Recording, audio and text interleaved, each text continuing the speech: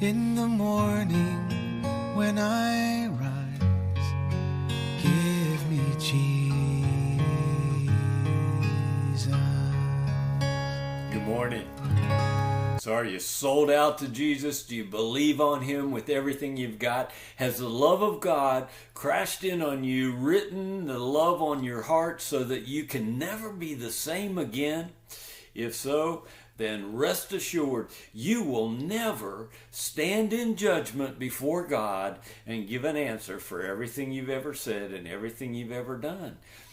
Unbelievers will, but we believers, if we ever enter a courtroom, what will be declared is not guilty. In fact, it'll be better than that. It'll be case dismissed.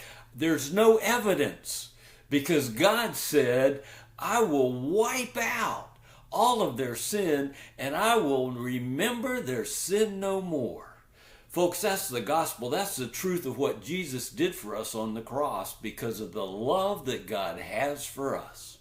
And so, man, that sounds crazy. Surely God's concerned about my behavior. Well, verse 13, if we are beside ourselves, it is for God. But if we are of sound mind, it is for you.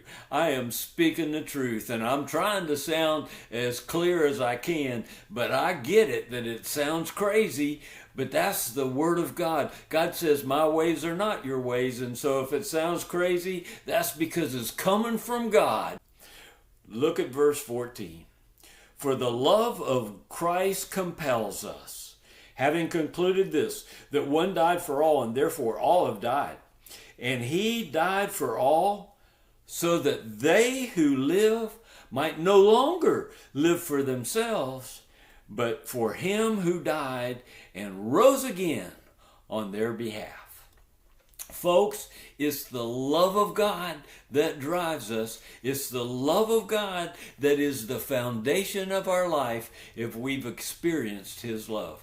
Why do I put these daily encouragements up? Because the love of God compels me. See, it all flows out of the love that God has for us. And then we can't help but talk about it because it's life. And we've come alive and we want others to come alive too. And the only thing that will do that is when God writes His love on our hearts. Well, when Jesus died, you died with Him. I understand that sounds crazy, but that's the truth of what happened. I want to show it to you in Romans. Go to Romans 6 if you would. And let me start in verse 3. I'll just do 3 through 5. It says this, don't you know, all of us who have been baptized into Jesus have been baptized into His death.